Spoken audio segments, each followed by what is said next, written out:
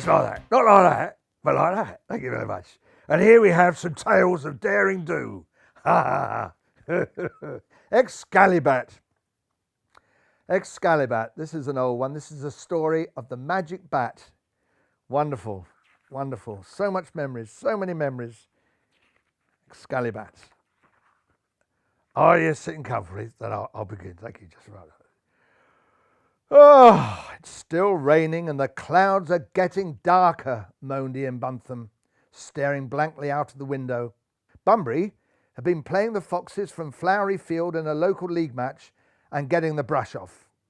Now, as the rain formed a sheet of water across the pitch, the players mooched around the dressing room, some reading the newspapers, others idly watching television.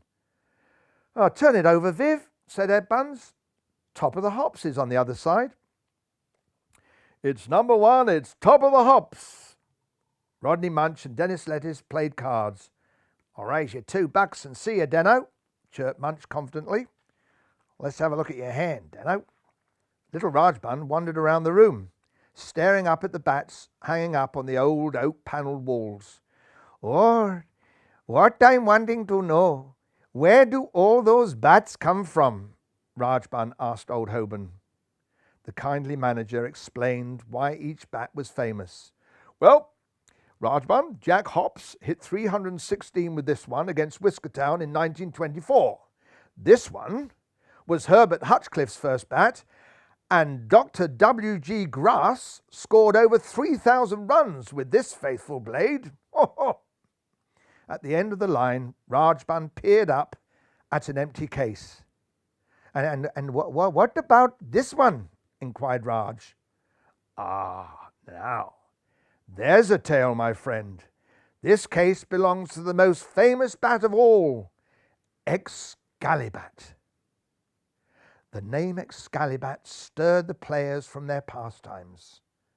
"Let me tell you the story," smiled the manager, settling into his favourite chair. "Tell your story." "Thank you." Turning the page feverishly. Are you sitting comfortably? Are you listening? You're listening. Come on, listen. "In the year 300 BB, that's before Buntham, King Arthur Barker and the beautiful Queen Bunnyvere ruled over this land from the enchanted castle of Bunnylot. King Arthur had many good knights. There was Sir Laugh-a-Lot, Alan the Lamb, yes, Ratman, the Duke of Edinburgh, well done, marvellous, jolly good, Golden Hair Gawain, and the Green Knight, jolly good, marvellous, over there. They were popular with the people who worked happily in the carrot and lettuce fields for their rulers.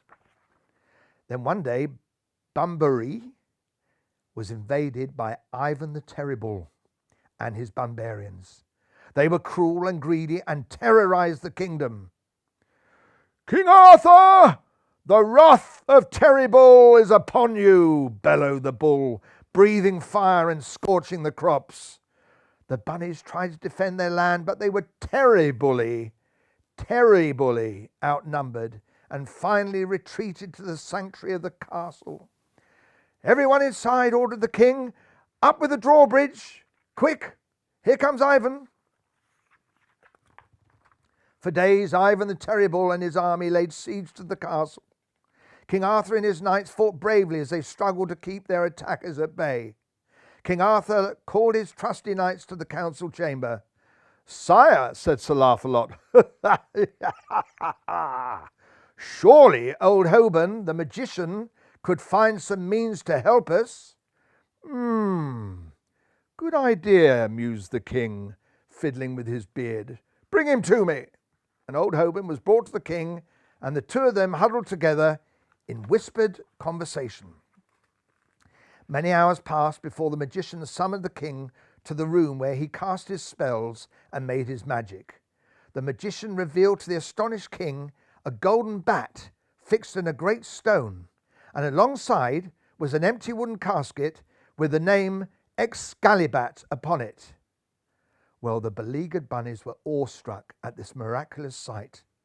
"Find me the rabbit who can lift Excalibat. I need a bunny in a billion," boomed the king. One by one, the nobles tried to lift the bat out of the stone, but none of them was able to. In a barn somewhere inside the castle walls, Buntham the Unready was enjoying his afternoon nap. Suddenly the door burst open, stirring Buntham from his slumber, and bleary-eyed from 1,000 lost nights, make that 2,000, he saw before him Catherine, his beautiful wife, Tinker Bell, and his 3 children. "Wake up, father," shouted his young son, Liam the Little. "You must go and see King Arthur." King Arthur and his knights were in despair. Outside the walls of the castle, Ivan the Terrible and his hordes were storming the ramparts yet again. "Still I can find no one," sighed the king, sadly shaking his head.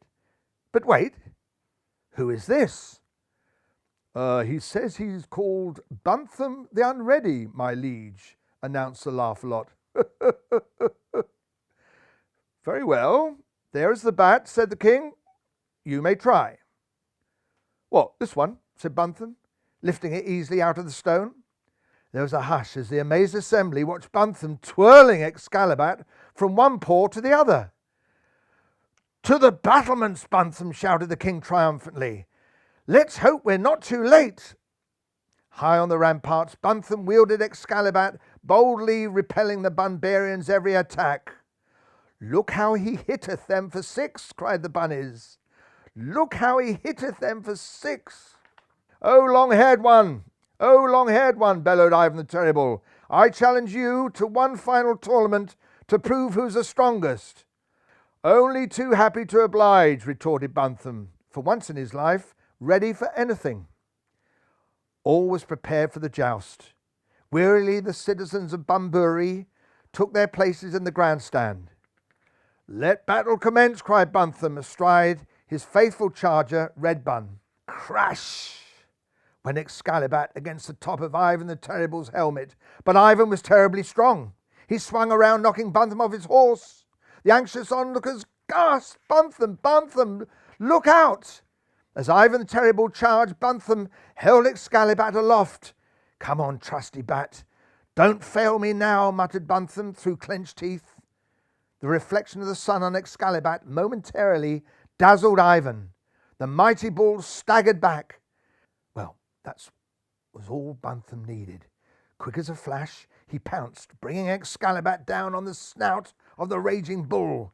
Standing over the conquered beast, Buntham decreed, "Never darken this land again," and the bull turned tail and slunk off into the forest. Seeing their leader defeated, the Bunburyans fled and were never to be seen again. Buntham waved excalibat aloft and was cheered by the happy throng. "Buntham, Buntham," chanted the joyful bunnies in the castle. "Buntham, Buntham, Buntham, Buntham." Back in the pavilion, the players were so engrossed in old Hoban's story that they didn't hear umpire Dicky Purd calling, "Buntham, Buntham, is it still raining?" Oh, I think so," said Ian, gazing absent-mindedly out of the window. And old Hoban, what happened to excalibat?"